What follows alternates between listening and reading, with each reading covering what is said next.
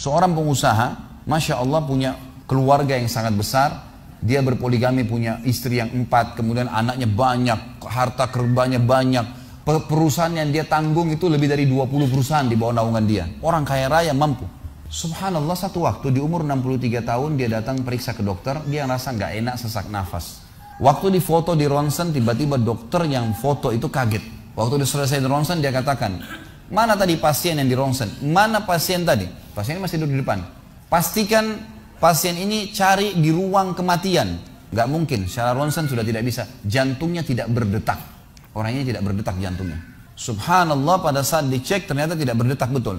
Ditanya, mana? Dokter ini tidak percaya. Dia teriak, dia mengatakan ada orang mati baru di ronsen tapi bernafas. Gitu kan. Dia panggil telepon teman-teman spesialisnya, kemudian ditelepon datang. Kemudian dikasihlah gambar tersebut kepada temannya mengatakan, mana jenazah ini? Kata temannya yang dokter yang foto pertama, ini bukan jenazah, ini orang yang lagi duduk. Kaget dokter yang kedua. Jantungnya tidak berdetak secara medis, nggak mungkin bisa hidup. Bagaimana ceritanya nih? Dipanggil, apakah ini punya Anda? Dia bilang, iya ini punya saya. Dicek lagi kedua kali, benar. Dua-dua dokter ini tahu secara teoritis, shock. Ini nggak mungkin orang mati nih. Nggak ada ceritanya nih. Dipakai alat USG pun jantungnya tidak berdetak. Kok bisa hidup nih? Bisa ngobrol. Telepon teman-temannya. Sampai dokter-dokter yang asli dari Jazirah Arab pun yang ada di Eropa, dokter spesialis pada datang keesokan harinya cek, nggak percaya kejadian ini. Dicek ternyata benar. Kemudian ditelusurin lah. Kira-kira bagaimana bisa orang ini masih bernafas, masih ngomong? Si pasien ini mengatakan, ada apa sebenarnya? Dia bilang, orang seperti Anda nggak mungkin hidup, sudah mati. Lalu kata dia, apakah orang seperti saya, jantung tidak berdetak, bisa punya keluarga? Mereka bilang mustahil. Dia bilang, saya punya istri dan saya melayani mereka. Apakah orang seperti saya bisa bekerja? Dia bilang mustahil. Saya menaungi 20 perusahaan saya. Semuanya bisa berjalan. Mereka nggak percaya. Sampai datang seorang dokter yang senior dari Jerman datang khusus karena kasus masalah ini, diundang oleh dokter-dokter spesialis tadi. Dicek, ditemukan ternyata teman-teman sekalian di bagian bawah jantungnya ada urat-urat saraf seperti terbuat ya, seperti dibuat secara alami yang mengalirkan darah-darah tertentu sehingga ada pompa nafas di situ. Tidak ada di manusia lain, cuma di orang ini saja. Semua dokter mengatakan ini nggak masuk di akal, nggak ada manusia seperti ini di dunia.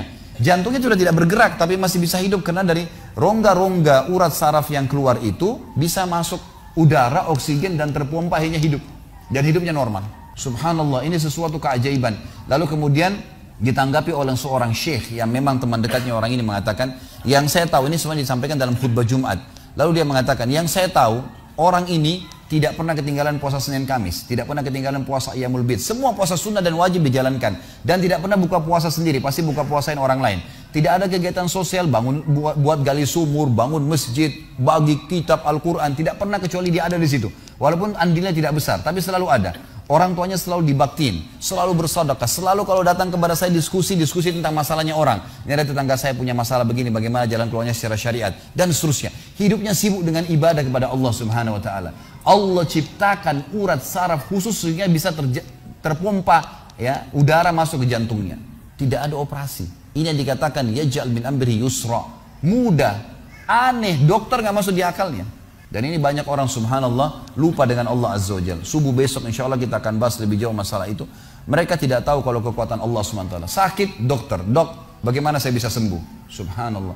Sebelum pergi akhi, ukhti, bilang, ya Allah, jadikan dokter ini penyebab saya sembuh. Sembuh insya Allah.